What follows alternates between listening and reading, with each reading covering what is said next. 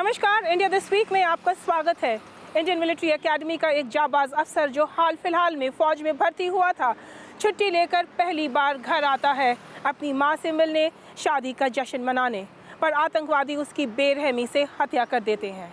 India this week में हम चर्चा करेंगे एक बार फिर कश्मीर की, साथ साथ बात करेंगे कुलभूषण जाधव की, इंटरनेशनल कोर्ट ऑफ जस्टिस के उस ऑर्डर की और उसका क्या मतलब है। पर इससे पहले सरकार की चुनौतियां बढ़ने वाली हैं। अमरनाथ यात्रा और उससे पहले रमज़ान का महीना सर पर है। महबूबा की सरकार इन दो बड़ी चुनौतियों से कैसे निपटेगी? सड़क पर अलगाववाद की आग को बढ़ावा देते पत्थरबाज सुरक्षा बलों के लिए बड़ी चुनौती है। चिंता की बात यह है कि अमरनाथ यात्रा का रूट दक्षिण कश्मीर से भी होकर गुजरता है। दक्षिण कश्मीर सबसे ज्यादा आतंकी मार झेल रहा है। सरकार को उम्मीद है कि कश्मीर घाटी में कम से कम रमजान के महीने में अमन चैन का माहौल कायम रहेगा और ये माहौल अमरनाथ यात्रा तक बना रहेगा। केंद्र में और राज्य में दोनों में भारतीय जनता पार्टी की सरकार है और अमरनाथ यात्रा सरकार के लिए प्रतिष्ठा का सवाल बन गया है।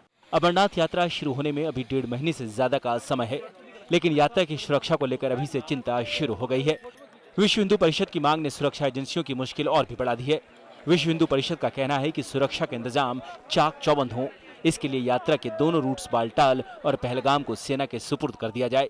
कुछ लोगों ने पथराव किया, हमले किए, यात्रियों को उतार कर मारा पीटा गया, नंगा किया गया, तो बहुत से गाड़ियाँ तोड़ी गई।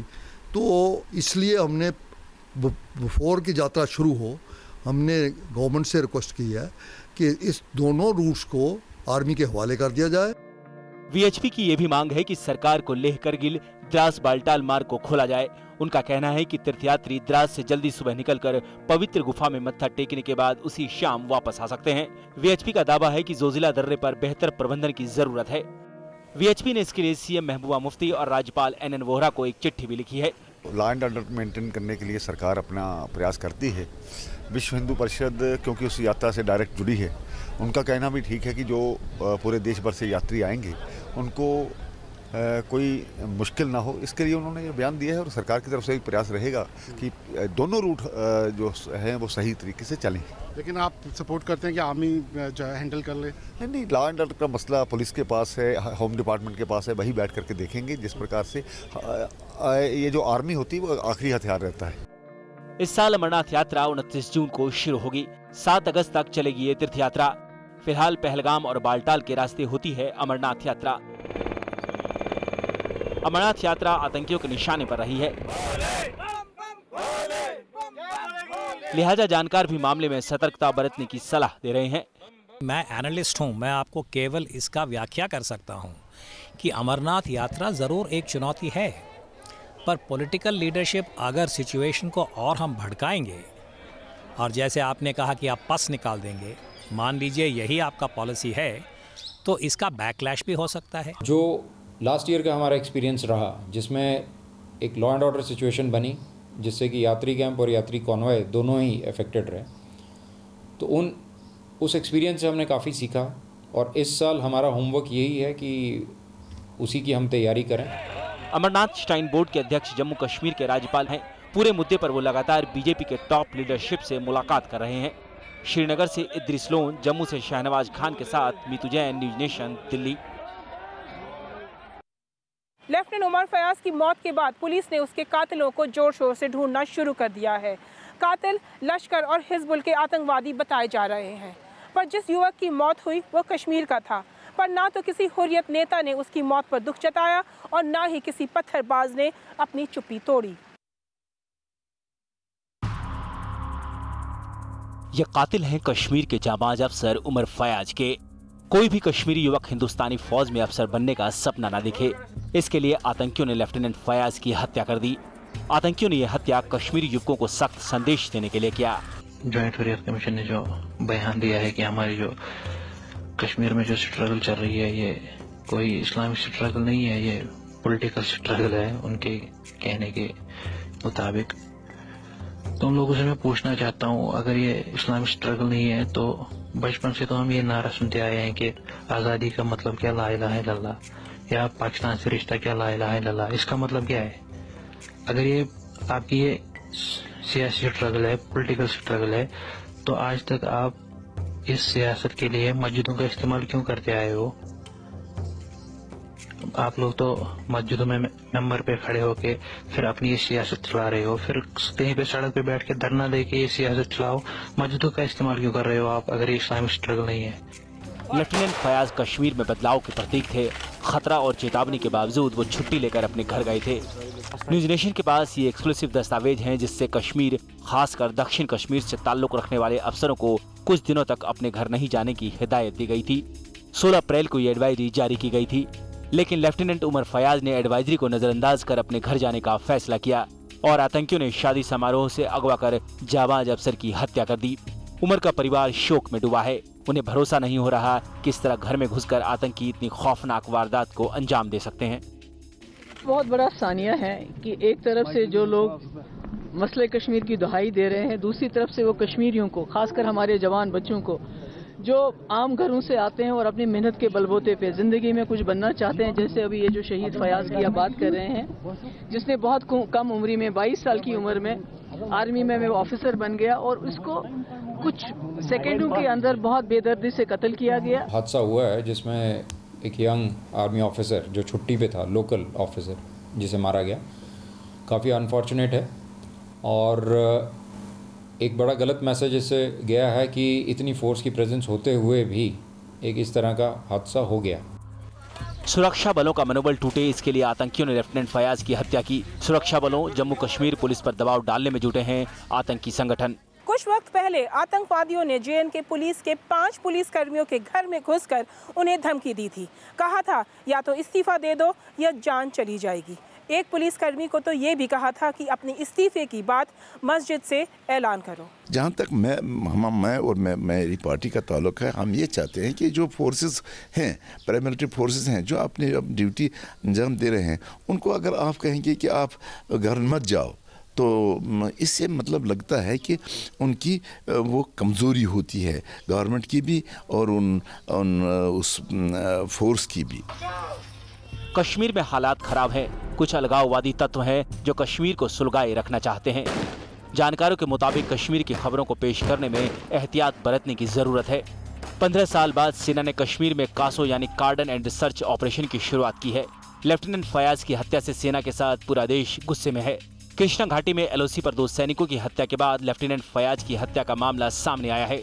देश के गद्दारों के खिलाफ सख्त कार्रवाई की मांग उठ रही है। दिल्ली से मीतू जैन के साथ टीम न्यूज नेशन। पाकिस्तान के बिगड़ते रिश्तों की एक वजह ट्रैक टू डिप्लोमेसी है। क्या एक विदेशी चैनल की माने तो साजन जिंदल और Nawaz Sharif track to diplomacy यानी दोनों देशों के बीच रिश्ते बेहतर करने के संदर्भ में मिले थे।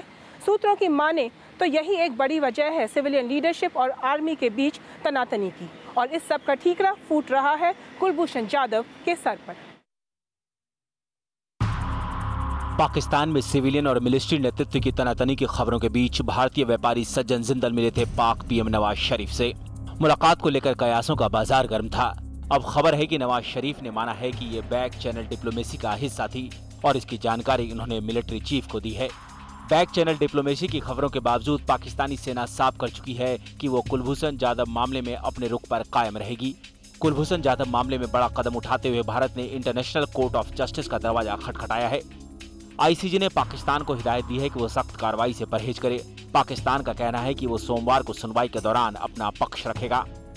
क्या Pakistan international court of justice के ऑर्डर का पालन करेगा? हमने हाल फिलहाल में देखा है कि चाहे चाइना हो या यूनाइटेड स्टेट्स, दोनों ने ICJ को आंखें दिखाई हैं। चाइना ने साउथ चाइना सी के मामले में और यूनाइटेड स्टेट्स ने भी काफ़ी बार ICJ की रूलिंग की अवमानना करी है। अगर पाकिस्तान ने भी यही किया तो क्या होगा? कि ऐसा ज़्यादा विकल्प भारत के पास नहीं है, क्योंकि अभी तक ICJ के जितने भी रूलिंग्स हैं या उनके जो ऑब्जर्वेशंस हैं, उनके पास कोई ऐसा एनफोर्समेंट का, लागू करने का या पालन करवाने का कोई ऐसा जो प्रोसेस नहीं है या उनके पास इस प्रकार की क्षमता नहीं है। ICJ का अगर मान लीजिए कि ऑब्जर्वेशन या रूलिंग कोई भी दूसरा देश स्वीकार अगर नहीं करता है, तो तकनीकी दृष्टिकोण से यही है कि इस विषय को आप यूनाइटेड नेशन सिक्योरिटी काउंसिल तक इसको रेफ़र कर सकते हैं। पर फिर इशू जो है वो बहुत ही पॉलिटिसाइज हो जाता है और अभी तक आईसीजे का कोई ऐसा केस नहीं है जहां यूनाइटेड नेशन सिक्योरिटी काउंसिल ने उसको एनफोर्स करने की कोशिश किया है। चिंता की बात यह है कि अगर पाकिस्तान ने इंटरनेशनल कोर्ट ऑफ जस्टिस की बात नहीं मानी तो यह भारत के लिए कूटनीतिक झटका होगा। भारत के लिए अच्छी बात यह है कि ईरान अब हिंदुस्तान के साथ खड़ा नजर आता है। ईरानी सरकार ने जाधव को उसके सुपुर्द करने की मांग की है। पाकिस्तानी सेना के चंगुल में आने से पहले जाधव ईरान में अपना कारोबार चला रहे थे।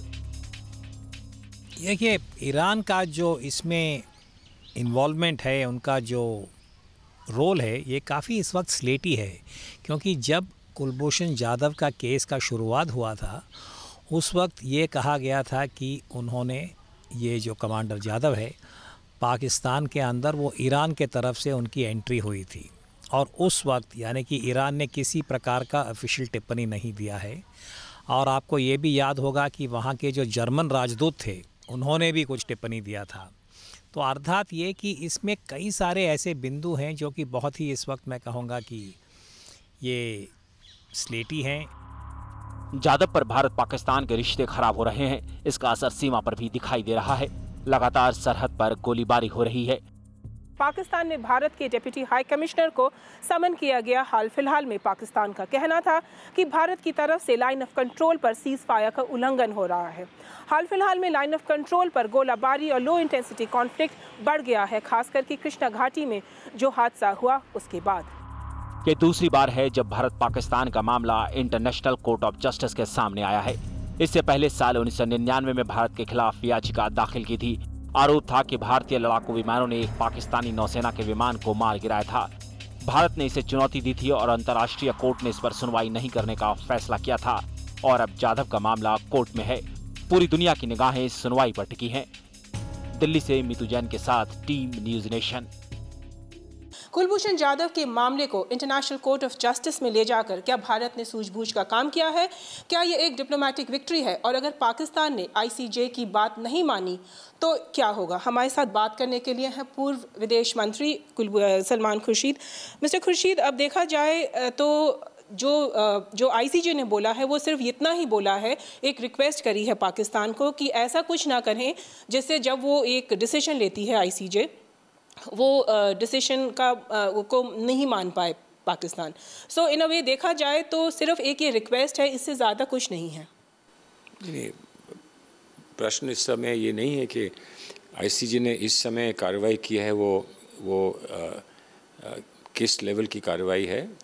प्रश्न ये है एक तरफ कि हमें गंभीर चिंता है कुलभूषण जाधव जी के संबंध में कि उनके साथ अवैध कार्रवाई करके उन्हें किडनैप किया गया और उन पर ये आरोप लगाकर और कैसा उन पर केस चलाए गए और किस तरह से उनको ये दंड उन पर दिया गया है, ये एक बहुत गंभीर प्रश्न हमारे लिए रहा है। लेकिन अतीत में आईसीजे के सामने जाने से हमने थोड़ा सा संकोच किया है और उसका कारण ये है कि हम आईसीजे के सामने जाएं और कल को ये ना हो कि पाकिस्तान किसी और मामले में आईसीजे के सामने जाए और हम पर भी वही कार्रवाई, वैसी ही कार्रवाई हम पर भी लागू हो जैसी हम आईसीजे पे जाकर पाकिस्तान पे करवाने का प्रयास कर रहे हैं। ये आप लेफ्टिनेंट कालिया की बात कर रहे हैं? मैं लेफ्टिनेंट कालिया की बात कर रहा हूँ। उस पर हम लोगों ने गंभीरता से सोचा था और सोचने के बाद ही ये निर्णय लिया था कि वहाँ जाना शायद उचित नहीं रहेगा। सवाल मेरा है सर, कुलभूषण जाधव के मुद्दे से हटकर कश्मीर को लेके, अगर पाकिस्तान कल कश्मीर का मुद्दा लेकर आईसीजे चला जाता है तो उनके लिए भी काफ़ी एक वैलिड पोजीशन है अगर आईसीजे जाता है। हम स्वीकार नहीं करते हैं ना, इसलिए मैं कह रहा हूं कि इस पर थोड़ा सा सोचकर पूरी सूचना के बाद ही कुछ कह सकते हैं। वो अगर पाकिस्तान जाता है तो हम उसको स्वीकार नहीं करते हैं, इसीलिए ये मामला वहां नहीं जा पाया, क्योंकि हमने ये कहा है कि इसमें हम किसी थर्ड पार्टी का हस्तक्षेप हम नहीं स्वीकार करते हैं। पाकिस्तान और हम सीधे बात करेंगे और वो भी उन मुद्दों पे बात करेंगे जिन मुद्दों पर हमने शिमला अग्रीमेंट के समय से हम दोनों में हम एक मत थे कि इस तरह से और इन बातों पर हम बात करेंगे। एक दूसरा सवाल है कश्मीर को लेके। काफ़ी सारी पॉलिटिकल पार्टीज़ कह रही हैं कि हम कश्मीर के मुद्दे को लेके एक ऑल पार्टी मीटिंग होनी चाहिए, प्राइम मिनिस्टर को और सरकार को हुर्रियत कॉन्फ्रेंस वगैरह जैसे स्टेक होल्डर्स हैं इनके साथ बात करनी चाहिए। सरकार का जो लगता है जो पोजीशन है वो काफ़ी हार्ड लाइन है। सरकार की देखिए, सरकार की क्या लाइन है क्या लाइन नहीं है तो समझ में नहीं आती। पीडीपी के साथ मिलकर सरकार बनाने वाले अपने आप को हार्ड लाइन कहते हैं, वो बात समझ में नहीं आती। जो कभी महबूबा मुफ्ती हार्ड लाइन हो जाती हैं, कभी वो सॉफ्ट लाइन हो जाती हैं, कभी वो एक पक्ष की बात करती हैं, कभी दूसरे पक्ष की बात करती हैं। उनकी जो मजबूरी है और उनकी जो कठिनाई है वो समझ में आती है, लेकिन वो कठिनाई अपनी जगह है और जो एक सुलझे हुए मन से कश्मीर की समस्या पर कोई भी प्रतिक्रिया करना या उस पर कोई भी पोजीशन लेना वो अलग बात है। अब सरकार उस पर पोजीशन पिछले 6 महीने से तो ले नहीं पा रही है, अब कुछ ले पाएगी कि नहीं ले पाएगी वो आगे समय बताएगा। सब पार्टियां मिलकर ये कह रही हैं कि बहुत बिगड़ रहा है कश्मीर का मामला, अब कहीं ना कहीं कुछ ना कुछ करना पड़ेगा ताकि हम इसको संभाल सकें। तो ये थे Salman Khurshid India this week पर। इंडिया दिस वीक में फ़िलहाल इतना ही।